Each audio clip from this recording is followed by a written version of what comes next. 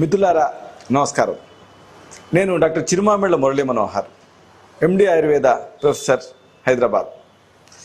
ప్రపంచవ్యాప్తంగా ఉన్న మిమ్మల్ని అందరినీ ఇలాగ ఈ ఛానల్ ద్వారా కలుసుకున్నందుకు చాలా ఆనందంగా ఉంది. మీరు చాలా చక్కగా స్పందిస్తున్నారు. అలాగే ఈ వీడియోలు మీ సర్కిల్స్తో షేర్ చేసుకుంటున్నారు. చాలా చాలా సంతోషం.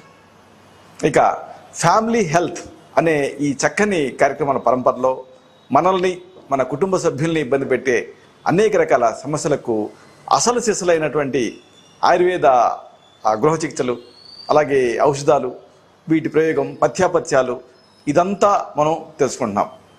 ఈరోజు మనం తెలుసుకోబోయేది ఒక ముఖ్యమైన సమస్య గురించి. ఇదే నోటిపూత. చాలామందిని ఈ సమస్య ఇబ్బంది పెడుతూ ఉంటుంది. ఈ సమస్య ఎందుకు వస్తుంది, దీనికి సంబంధించి ఆయుర్వేద గృహ చికిత్సలు ఏమిటి, అలాగే దీనికి సంబంధించి ఎలాంటి ఔషధాలు వాడతాం, పథ్యాపథ్యాలు, ఈ మొత్తం సమాచారాన్ని క్లుప్తంగా తెలుసుకుందాం. ఈ నోటిపోత సమస్యని ఆయుర్వేదంలో సర్వసరం అంటారు.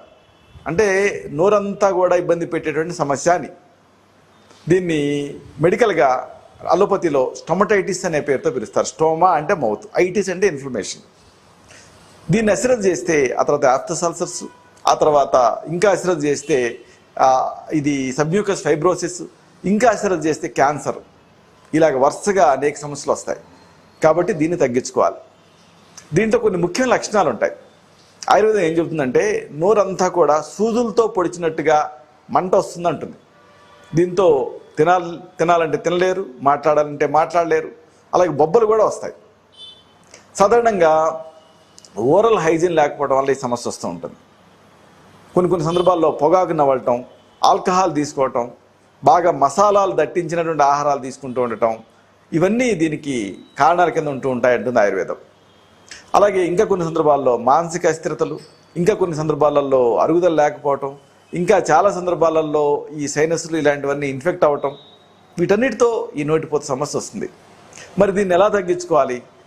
దీనికి సశాస్త్రీయమైనటువంటి గృహ చికిత్సలు కొన్ని ఉన్నాయి. వీటిని తెలుసుకుందాం. మొదట ఇంటి వైద్యం. దీన్ని మీరు చాలా తేలిగ్గా తయారు చేసుకోవచ్చు, వాడుకోవచ్చు. అడ్డసరం ఆకులు మీకు తెలుసు కదా.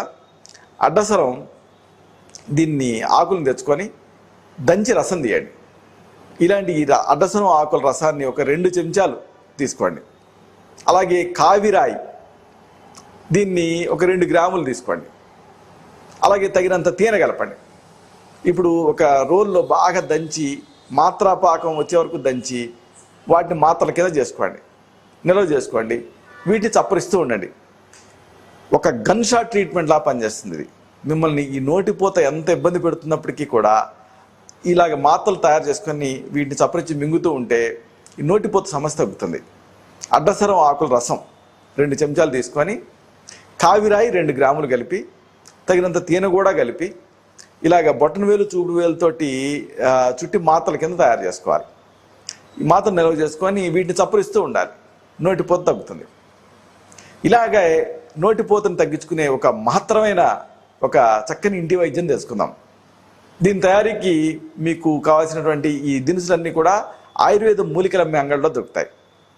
నల్ల జీలకర్ర, చెంగల్వ కోస్టు, కొడిసె పాల గింజలు, వీటిని ఒక్కొక్కటి తీసుకోవాలి. తీసుకొని వీటిని అన్నిటినీ కూడా కలిపి నోట్లో వేసుకొని నమిలి మింగుతూ ఉండాలి. ఇలాగ చేస్తూ ఉంటే 3 రోజులలో ఈ నోటిపోత, నోట్లో పుండ్లు, అలాగే నోటి నుంచి బొట్లు జొలుగారటం, అలాగే నోటి దుర్గంధం అన్ని క్లీన్, పరిసమాప్తం అవుతాయి. గన్ షాట్ ట్రీట్మెంట్ ఇది.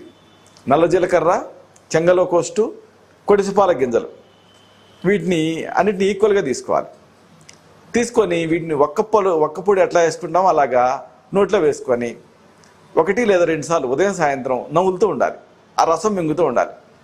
3 డేస్ చాలు, ఎక్కువ నెలల తరబడి తీసుకోవాల్సిన పని లేదు. చక్కటి రిజల్ట్ ఉంటుంది. నోటిపోత తగ్గుతుంది, నోట్లో పుళ్ళు తగ్గుతాయి, ఆ నోటి నుంచి జొల్లుగా ఆటం తగ్గుతుంది, మెయిన్గా నోటి దుర్గంధం తగ్గుతుంది. ఇక ఇలాంటిదే మరొక అద్భుతమైన చికిత్స తెలుసుకుందాం. నోటిపోతకి ఇది కూడా ఒక రామబాణంలా పనిచేస్తుంది. మాను పసుపు తెలుసు కదా మీకు. మామూలుగా ఈ పసుపు అంటేనేమో పసుపు దుంపల్లో పసుపు ఉంటుంది, మాను పసుపులో మానులో పసుపుదనం ఉంటుంది. ఈ మాను పసుపు దీన్ని తెచ్చి నీళ్ళకి వేసి మరిగించి కషాయం కాయాలి.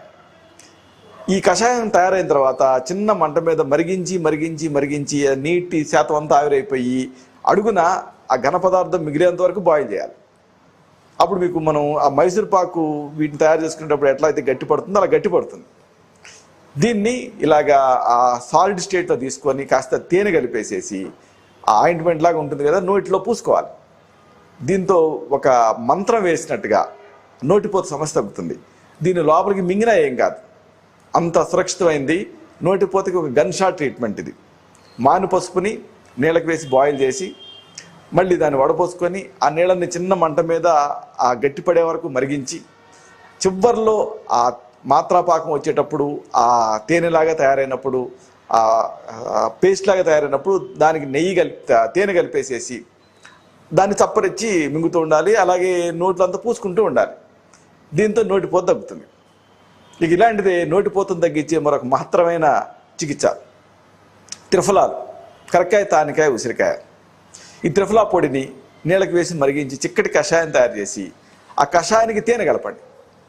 ఇప్పుడు దీన్ని నోట్లో తీసుకొని బాగా గలకరించండి, పుక్కిలించండి, తర్వాత ఉమ్మేయండి. దీంతో ఆశ్చర్యకరంగా స్పాట్లో మీకు ఆ నోటిపోత ఇబ్బంది నుంచి రిలీఫ్ వస్తుంది. త్రిఫలా చూర్ణాన్ని నీళ్ళకి వేసి మరిగించి కషాయం తయారు చేసి చిక్కటి కషాయం, ఆ కషాయానికి తేనె కలపాలి. నోట్లో పోసుకొని బాగా పుక్కిలించి ఉమ్మేస్తూ ఉండాలి. నోటిపోత తగ్గుతుంది. ఇక ఇలాంటిది నోటిపోతను తగ్గించే మరొక మహత్తరమైన చికిత్స అతి మధురం. దీన్ని ఎస్టి మధు అంటాం. ఈ అతి మధురం వేళ్ల పొడి మీకు దొరుకుతుంది ఎస్టి మధు చూర్ణం అనే పేరుతో. దీన్ని ఒక 2 గ్రాములు తీసుకోండి. అలాగే ఉసిరి పెచ్చుల పొడి, దీన్ని ఒక 2 గ్రాములు తీసుకోండి. దీన్ని తేనెతో కలపండి. అతి మధురం వేళ్ల చూర్ణం 2 గ్రాములు, ఉసిరి పెచ్చుల చూర్ణం 2 గ్రాములు.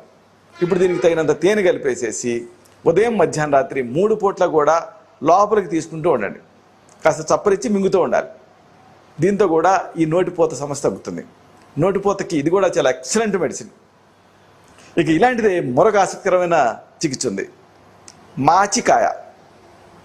ఇది మీకు ఆయుర్వేద మూలికలు అమ్మేటువంటి అంగడిలో దొరుకుతుంది. సాధారణంగా టూత్ పౌడర్స్ తయారు చేయడానికి వాడుతూ ఉంటాం. మాచికాయ దీన్ని తెచ్చి సాండ్రాయి మీద అరగదీయండి. గంధం తీసేసి ఆ గంధాన్ని అలాగా నాలుక రాసుకోండి, బుగ్గలకు కూడా రాసుకోండి.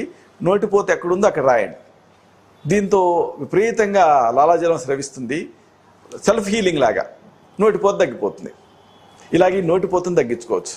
ఒకవేళ ఇది బాగా ఇబ్బంది పెడుతూ ఉంటే అప్పుడు మీ నాడి చూసి మీ తత్వాన్ని పరీక్ష చేసి మీకు మాత్రమే ప్రత్యేకమైన ఆయుర్వేద ఔషధాలు ఉంటాయి.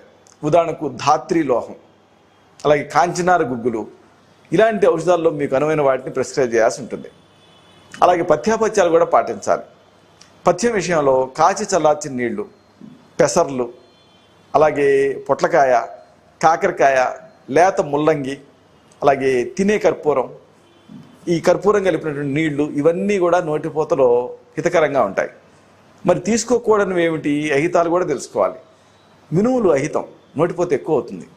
అలాగే పుల్లటి పెరుగు కూడా అహితం, మంచిది కాదు, నోటిపోత ఎక్కువ అవుతుంది. ఆఖరికి పాలు కూడా అహితమే. బెల్లం కూడా అంతగా మంచిది కాదు, అహితం. అలాగే పగటి నిద్ర, చేపలు, ఇవన్నీ నోటిపోతను ఎక్కువ చేస్తాయి కాబట్టి వీటిని వర్జించాలంటుంది ఆయుర్వేదం.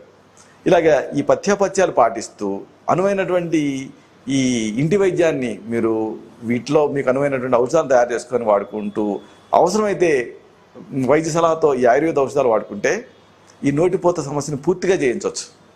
ఇలాంటి మరొక ఆసక్తికరమైన విషయాన్ని తిరిగి ఇదే కార్యక్రమాల పరంపరలో మనం కలుసుకున్నప్పుడు సవివరంగా, సహేతుకంగా, సమగ్రంగా తెలుసుకుందాం. శతం జీవ శరదో వర్ధమానః, శతం హేమంతాన్ శత వసంతాన్. 100 శరత్తులు, 100 హేమంతాలు, 100 వసంతాలు వర్ధిల్లుతూ జీవించండి. శుభం.